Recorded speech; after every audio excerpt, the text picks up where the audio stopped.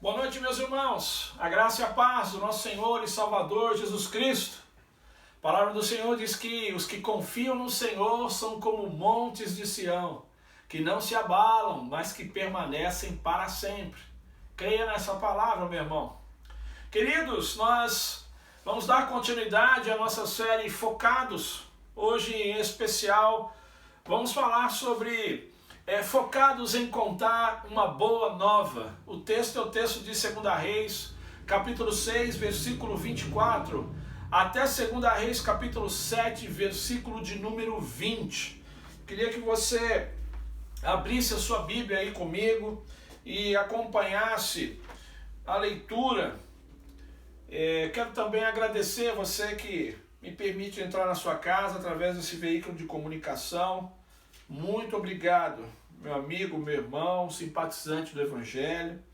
Espero que Deus possa falar tremendamente com você através da sua palavra. Então vamos lá, 2 Reis, capítulo 6, versículo de número 24. Diz assim a palavra do nosso Deus: Algum tempo depois, Ben-Hadad, rei da Síria, mobilizou todo o seu exército e cercou Samaria. O cerco durou tanto e causou tamanha fome que uma cabeça de jumento chegou a valer 80 peças de prata, e uma caneca de esterco de pomba, 5 peças de prata. Um dia, quando o rei de Israel inspecionava os muros da cidade, uma mulher gritou para ele: Socorro, majestade! O rei respondeu: Se o Senhor não a socorrer, como poderei ajudá-la? Acaso há trigo na eira ou vinho no tanque de prensar uvas? Contudo, ele perguntou: Qual é o problema? Ela respondeu: Esta mulher me disse: Vamos comer o seu filho hoje e amanhã comeremos o meu. Então cozinhamos o meu filho e o comemos. No dia seguinte eu disse a ela que era a vez de comermos o seu filho, mas ela o havia escondido. Presta atenção, hein? Quando o rei ouviu as palavras da mulher, rasgou as suas próprias vestes. Como estava sobre os muros, o povo viu que ele estava usando pano de saco por baixo junto ao corpo. E ele disse: Deus me castigue com todo rigor se a cabeça de Eliseu, filho de Safate, continuar hoje sobre seus ombros. Ora, Eliseu estava sentado em sua casa, reunido com as autoridades de Israel. O rei havia mandado um mensageiro à sua frente, mas antes que ele chegasse, Eliseu disse às autoridades: Aquele assassino mandou alguém para cortar minha cabeça. Quando o mensageiro chegar, fechem a porta e mantenham-na trancada. Vocês não estão ouvindo os passos do seu senhor que vem atrás dele? Enquanto ainda lhes falava, o mensageiro chegou. E na mesma hora o rei disse: Essa desgraça vem do Senhor. Por que devo ainda ter esperança no Senhor? Capítulo de número 7. Eliseu respondeu: Ouçam a palavra do Senhor. Assim diz o Senhor. Presta atenção, amanhã, por volta desta hora, na porta de Samaria, tanto uma medida de farinha como 2 medidas de cevada serão vendidas por uma peça de prata. O oficial em cujo o braço o rei estava se apoiando, disse ao homem de Deus: Ainda que o Senhor abrisse as comportas do céu, será que isso poderia acontecer? Mas Eliseu o advertiu: Você o verá com os próprios olhos, mas não comerá coisa alguma. Havia 4 leprosos junto à porta da cidade, e eles disseram uns aos outros: Por que ficar aqui esperando a morte? Se resolvermos entrar na cidade, morreremos de fome, mas se ficarmos aqui, também morreremos. Vamos, pois, ao acampamento dos arameus para nos render. Se nos pouparem, viveremos; se nos matarem, morreremos. Ao anoitecer, eles foram ao acampamento dos arameus. Quando chegaram às imediações do acampamento, viram que não havia ninguém ali, pois o Senhor tinha feito os arameus ouvirem o ruído de um grande exército com cavalos e carros de guerra, de modo que disseram uns aos outros: Ouçam, o rei de Israel contratou os reis dos hititas e dos egípcios para nos atacarem. Então, para salvar a sua vida, fugiram ao anoitecer, abandonando tendas, cavalos e jumentos, deixando o acampamento como estava. Tendo chegado às imediações do acampamento, presta atenção, os leprosos entraram numa das tendas, comeram, beberam, pegaram prata, ouro, roupas e saíram para esconder tudo. Depois voltaram e entraram em outra tenda, pegaram o que quiseram, esconderam isso também. Então disseram uns aos outros: não estamos agindo certo. Esse é um dia de boas notícias e não podemos ficar calados. Se esperarmos até o amanhecer, seremos castigados. Vamos imediatamente contar tudo no palácio do rei. Então foram, chamaram os sentinelas da porta da cidade e lhes contaram. Entramos no acampamento arameu e não vimos e nem ouvimos ninguém. Havia apenas cavalos e jumentos amarrados e tendas abandonadas. As sentinelas da porta proclamaram a notícia e ela foi anunciada dentro do palácio. O rei se levantou de noite e disse aos seus conselheiros: eu lhes explicarei o que os arameus planejaram. Como sabem que estamos passando fome, deixaram o acampamento e se esconderam no campo, pensando: com certeza eles sairão, e então pegaremos vivos e entraremos na cidade. Um dos conselheiros respondeu: manda que alguns homens apanhem 5 cavalos que restam na cidade. O destino desses homens será o mesmo de todos os israelitas que ficarem, sim, como toda esta multidão condenada. Por isso vamos enviá-los para descobrir o que aconteceu.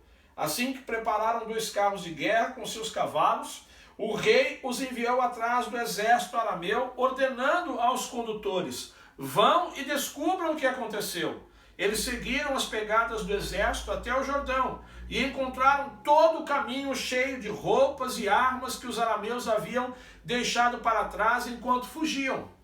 Os mensageiros voltaram e relataram tudo ao rei. Então o povo saiu e saqueou o acampamento dos arameus. Assim, tanto uma medida de farinha como 2 medidas de cevada passaram a ser vendidas por uma peça de prata, conforme o Senhor tinha dito. Ora, o rei havia posto o oficial em cujo braço tinha se apoiado como encarregado da porta da cidade. Mas quando o povo saiu, atropelou-o junto à porta, e ele morreu, conforme o homem de Deus havia predito, quando o rei foi à sua casa. Aconteceu conforme o homem de Deus dissera ao rei: amanhã, por volta desta hora, na porta de Samaria, tanto uma medida de farinha como 2 medidas de cevada serão vendidas por uma peça de prata.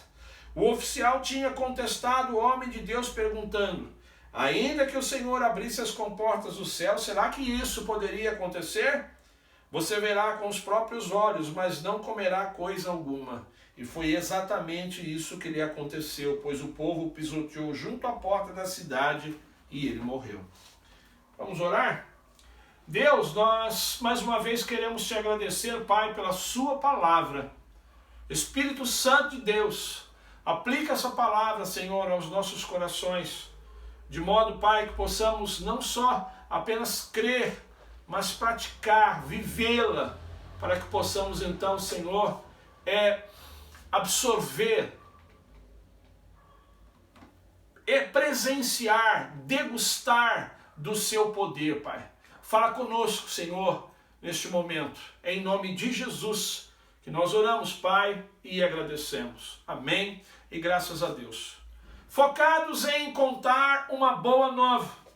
Queridos, eu queria a partir de agora compartilhar com vocês algumas verdades que nós encontramos nesse texto que acabamos de ler.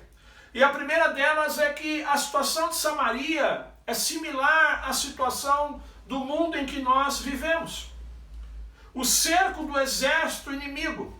2 Reis, capítulo 6, verso 24, inicia dizendo que o rei da Síria, Ben-Hadad, havia promovido um cerco contra a cidade de Samaria. O que estava acontecendo naquele momento? O povo de Israel e o rei Jorão haviam desobedecido ao Senhor com relação à aliança. Então o povo e o rei, neste momento, estavam sendo disciplinados pelo Senhor, através do exército assírio. O cerco foi tão bem feito que não dava para sair da cidade e nem entrar. Não dava para sair para, por exemplo, buscar suprimentos. Então chegou o momento em que aquilo que Israel havia guardado para tentar atravessar o cerco acabou. Então veio a fome. E com a fome, os habitantes de Samaria não só passaram a desconsiderar as leis contra a impureza, mas também atribuir valor a algo que não tinha tanto valor. Ou começaram a atribuir valor à parte menos comestível, por exemplo, do jumento. O versículo 25 diz que a cabeça de um jumento passou a valer 180 peças de prata. Que uma caneca de esterco de pomba, que tanto poderia ser utilizado como alimento, mas também como combustível, passou a valer 5 peças de prata. Queridos, o mesmo tem acontecido nesses últimos dias. Tem havido um cerco do inimigo sobre a nossa sociedade. Um inimigo que amarra, que oprime as pessoas.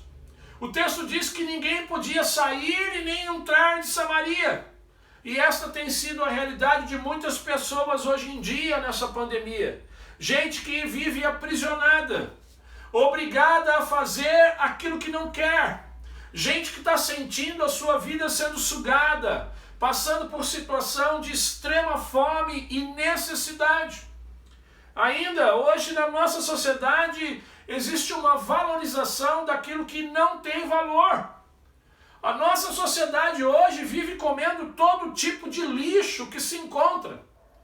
E aqui eu quero falar das falsas religiões, do lixo que se encontra na TV, na internet. E a sociedade então passa a valorizar aquilo que não tem valor, aquilo que é de menor valor. 2 Reis, capítulo 6, versículos 26 a 29, mostra a loucura daquelas mães que comeram uma criança. Da mesma forma, hoje ocorre na nossa sociedade. Há um descaso pelas crianças e até um extremo horror dos inúmeros casos de sacrifício de crianças em rituais satânicos. Também vemos isso na nossa sociedade hoje. Loucura e desespero. É tamanha a fome espiritual do homem moderno que as pressões e angústias da vida têm levado muitas pessoas à loucura, à depressão, ao desespero, à busca desenfreada por algum tipo de satisfação. E até parece haver algo de macabro na forma como as crianças têm sido tratadas. Não só as crianças de rua, mas não só as crianças de ruas que estão sendo descartadas como lixo, mas as crianças ricas também, que muitas vezes são abandonadas por seus pais no interior das suas casas luxuosas. Irmãos, amigos, a ideia de mundo hoje é a ideia de um mundo carente. A ideia de um mundo onde as pessoas estão correndo atrás das coisas. Um mundo sem rumo, um mundo sem direção. E pessoas quando estão numa situação de fome, pessoas quando vivem numa situação de fome, elas cometem grandes loucuras. No mundo em que nós vivemos há uma grande fome, uma fome de Deus. A segunda verdade que nós encontramos no texto é que Deus ele tem uma palavra de esperança para os desesperados. Queridos, tudo indica que o cerco realizado por Ben-Hadad, aqui em 2 Reis, capítulo 6, já durava anos. A situação era desesperadora. Não havia nenhuma expectativa de solução. Como farinha e cevada poderiam ser vendidas tão barato se elas nem existiam. E naquele meio, e naquele caos que havia em Samaria, naquela situação desesperadora, Deus promete uma grande virada. Deus promete uma grande transformação de fome e miséria para abundância. E aí então que entra 2 Reis capítulo 7, versículo de número 1. O homem de Deus, Eliseu, lhe respondeu: ouçam a palavra do Senhor. Assim diz o Senhor, amanhã por volta desta hora, na porta de Samaria, tanto uma medida de farinha como 2 medidas de cevada serão vendidas por uma peça de prata. Esses preços comparados ao de 2 Reis 6,25, a cabeça do jumento e a um pouco de esterco de pomba, esses esses preços agora, eles indicavam que no dia seguinte a fome chegaria ao fim, que no dia seguinte haveria uma mudança fenomenal na cidade de Samaria. Meu irmão, meu amigo ouvinte, eu quero dizer para você que ainda não teve um encontro real e verdadeiro com Jesus Cristo, Deus nos promete vida abundante. Jesus diz que o ladrão ele vem para roubar, matar e destruir, mas que ele veio para nos dar vida e vida em abundância. Nós poderemos ter uma vida de abundância através de um relacionamento com Deus. 2 Reis capítulo 7, versículos 3 a 9, diz que haviam 4 leprosos junto à porta da cidade. Estudante da Bíblia sabe que no Antigo Testamento a lei proibia que os leprosos habitassem na cidade com outras pessoas, por conta da lepra. Então, diz que os leprosos eles chegaram a uma conclusão: olha, se nós resolvermos entrar na cidade, nós vamos morrer de fome. Agora, se a gente ficar aqui do lado de fora da cidade, nós vamos morrer de fome também. Né? Vamos lembrar que naquele momento, dentro da cidade, as pessoas estavam sacrificando as crianças para comer. Então, o que esses 4 leprosos resolvem? Eles resolvem se render aos arameus. Mas o texto diz que quando eles chegam nas imediações do acampamento dos arameus, eles viram que não havia ninguém por ali. Os arameus haviam fugido. Presta atenção, por quê?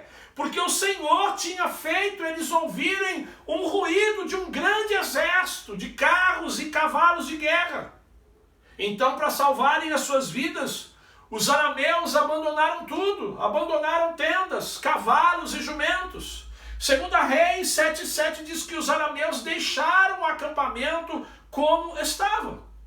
Então, aos leprosos, só restou se fartarem de comida, de bebida.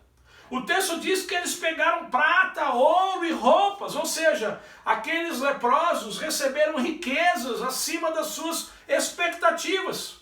Receberam riqueza sem nenhum merecimento ou esforço. Eles não fizeram absolutamente nada para receberem toda aquela riqueza, para comerem e beberem de maneira farta. Não só eles, mas a história diz que depois o povo inteiro acabou comendo, o povo inteiro acabou se banqueteando por conta de tudo aquilo que os arameus haviam abandonado. Por que eu estou dizendo isso? Porque assim é a graça salvadora de Deus para conosco. Nós não merecemos, mas Ele nos dá tudo de graça através da fé em Jesus Cristo. Portanto, você que anda desesperado, você que anda sem forças, você que acha que não há mais solução, eu quero dizer para você que Jesus tem poder para mudar a sua vida. Ele pode transformar o seu choro em alegria, a sua fraqueza em força, a sua vida de escravidão em liberdade. Ele pode saciar a sua fome espiritual, ele pode preencher esse vazio que existe no seu coração, e tudo isso de graça, sem que você faça esforço nenhum, assim como os leprosos foram saciados naquele dia. A terceira verdade que nós encontramos no texto é que os moradores de Samaria também não fizeram nada. Quando nós observamos todo o desenrolar desse evento descrito em 2 Reis, capítulo 6 e 7, a única conclusão que nós chegamos é que Deus operou um grande livramento para aquela cidade. E os moradores de Samaria não tiveram a menor participação. Elias teve uma participação importante ao anunciar previamente o que iria acontecer. Ele entregou uma profecia e essa profecia se cumpriu. Os leprosos, sem querer, tornaram-se os porta-vozes de uma grande notícia. E aí diz o texto que o povo da cidade saiu correndo para conferir e também se beneficiar daquele grande milagre. Mas o que fica claro é que Deus e somente Deus é quem fez tudo. Deus é que trabalhou de maneira sobrenatural e aí então possibilitou um grande livramento. É isso que a Bíblia chama de graça. Pergunta: que participação o homem pode ter na sua salvação? Alguns acham que deve fazer alguma coisa para merecê-la, como boas obras, sacrifício, esforço, vigor, etc. Mas de forma muito similar ao que Deus fez aqui no livramento de Samaria, Ele fez também pela nossa salvação. Tudo já foi providenciado para a nossa redenção. Não há nada mais que a gente possa acrescentar na perfeita e completa obra de Cristo na cruz por nós. Salvação, queridos, é uma dádiva, a salvação é gratuita. Jesus, na cruz do Calvário, Ele já desbaratou todos os nossos inimigos e conquistou para nós a vitória. Por isso o apóstolo Paulo afirmou: pela graça sois salvos por meio da fé. Isso não vem de vós, é dom de Deus, não de obras para que ninguém se glorie. Efésios 2, versos 8 e 9. O profeta Isaías também declarou: venham todos vocês que estão com sede, venham às águas, e vocês que não possuem dinheiro algum, venham. Comprem e comam, venham, comprem vinho e leite sem dinheiro e sem custo. Isaías 55:1. Há uma grande notícia para você que me ouve nesse momento. Você que ainda não teve um encontro real e verdadeiro com Jesus, você que ainda não assumiu uma posição ao lado do Senhor Jesus. Não se desespere, não faça loucura. Há um Deus que te ama, querido, e quer te livrar. Por isso eu apelo para você: chega de comer besteiras e porcarias. A salvação é de graça. A quarta verdade que nós encontramos no texto é que a incredulidade, ela produz morte. Toda a cidade de Samaria foi beneficiada pelo que Deus realizou. Deus livrou todos do poder do inimigo e da morte que era iminente. Entretanto, uma pessoa apenas, o oficial do rei, ele não pôde usufruir daquele livramento. Ele experimentou a morte. Por quê? Porque ele não creu na provisão de Deus ao afirmar que, ainda que as janelas do céu fossem abertas, não aconteceria o que o profeta Eliseu profetizou. 2 Reis, capítulo 7, versículos 2 e 17. O oficial em cujo braço o rei estava se apoiando disse ao homem de Deus: ainda que o Senhor abrisse as comportas do céu, será que isso poderia acontecer? Mas Eliseu advertiu: você o verá com os próprios olhos, mas não comerá coisa alguma. Versículo 17. Ora, o rei havia posto o oficial em cujo braço tinha se apoiado como encarregado na porta da cidade. Mas quando o povo saiu, atropelou-o junto à porta, e ele morreu, conforme o homem de Deus havia predito, quando o rei foi à sua casa.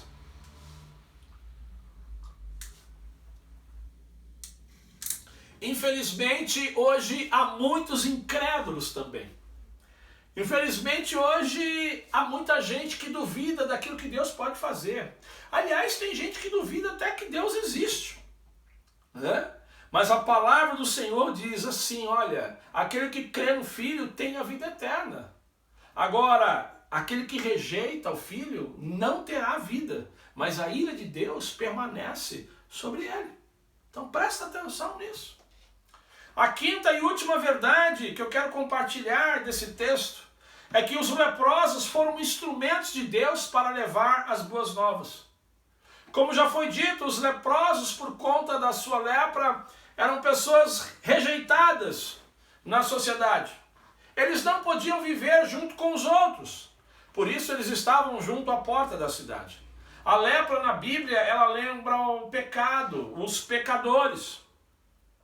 E esses também estavam desesperados, famintos na busca por uma saída.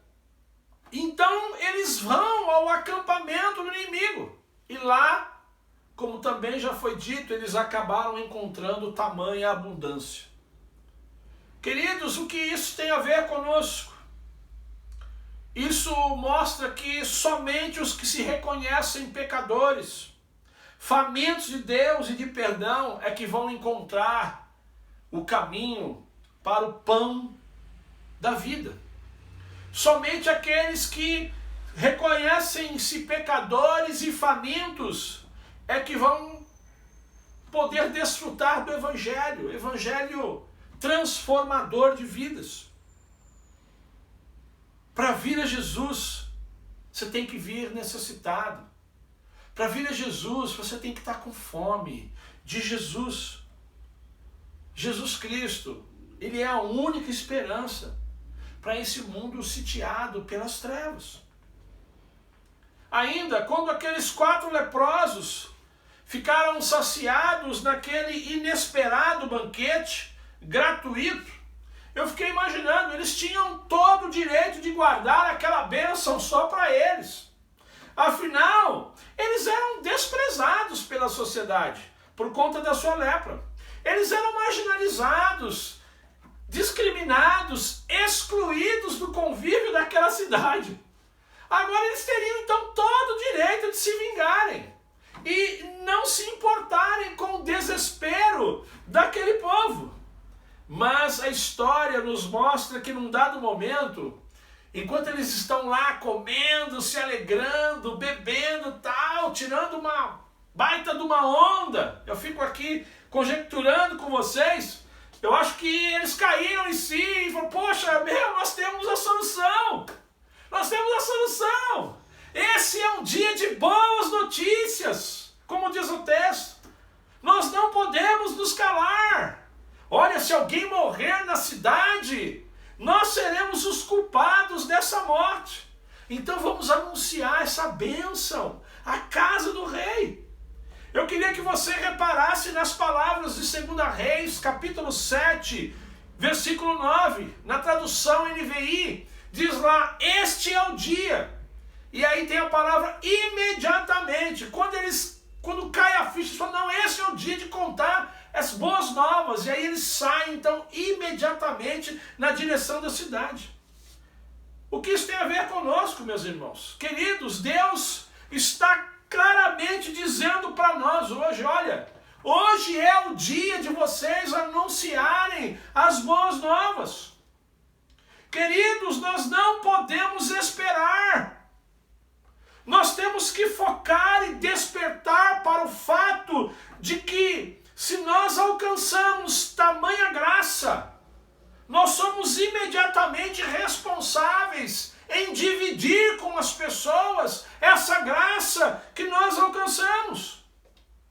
Aqueles homens eram leprosos, doentes, feios, desprezados. Aparentemente eles não valiam nada.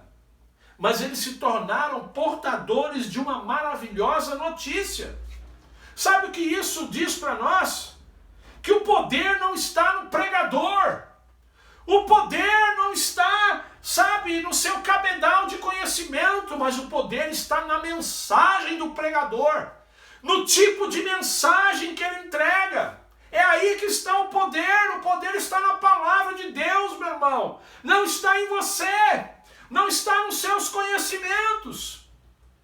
Queridos, nós podemos ter limitações, dificuldades e receios, mas é gente assim que Deus quer usar para proclamar o seu evangelho hoje a todos os famintos.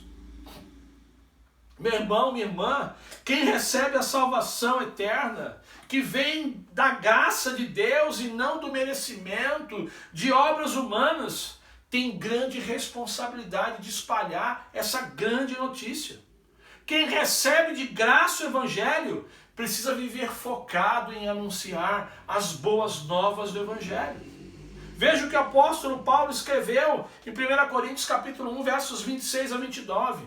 Irmãos, pensem no que vocês eram quando foram chamados. Poucos eram sábios segundo os padrões humanos. Poucos eram poderosos, poucos eram de nobre nascimento, mas Deus escolheu o que para o mundo é loucura, para envergonhar os sábios. Escolheu o que para o mundo é fraqueza, para envergonhar o que é forte. Ele escolheu o que para o mundo é insignificante, desprezado e o que nada é, para reduzir a nada o que é, a fim de que ninguém se vanglorie diante dele. Deus te escolheu, meu irmão, seja lá você quem for, não importa o tamanho do seu conhecimento, Deus te escolheu. Não tenha medo, não tenha medo, o poder está na mensagem que você vai compartilhar, o poder está no testemunho do seu relacionamento com Jesus Cristo. A história desses 4 leprosos diz que Deus ele usa as pessoas mais improváveis para serem os seus porta-vozes, para que a glória seja somente do Senhor. Então, nesse sentido, como a história, o que nos dá valor é a mensagem que nós carregamos. O que nos confere valor é a mensagem que nós carregamos, não quem nós somos. Eu quero concluir, meus irmãos, com um desafio. Assim como Samaria, hoje na cidade de Guarulhos existem muitas pessoas morrendo sem Deus. Pergunta, como nós faremos para ir até essas pessoas e compartilhar a grande notícia do Evangelho? Como nós faremos? O que cada pessoa, o que você pode, meu irmão, minha irmã, fazer de prático para incrementar o seu ministério de evangelização pessoal? O que você pode fazer de prático diante do fato de que existe muita gente morrendo sem Deus na nossa cidade? O que você pode fazer? Meu irmão, você que participa de uma célula, o que a sua célula pode fazer efetivamente para proclamar a mensagem do Evangelho? E eu quero encerrar com uma pergunta. Será que às vezes a igreja e a célula se tornam um banquete tão gostoso, mas ao mesmo tempo egoísta e fechado? Pensem nisso. Que Deus nos abençoe. Que a graça do Deus Pai, o amor do Deus Filho e as doces consolações do Espírito Santo de Deus permaneçam com todos nós desde agora e para todo sempre. Amém e graças a Deus.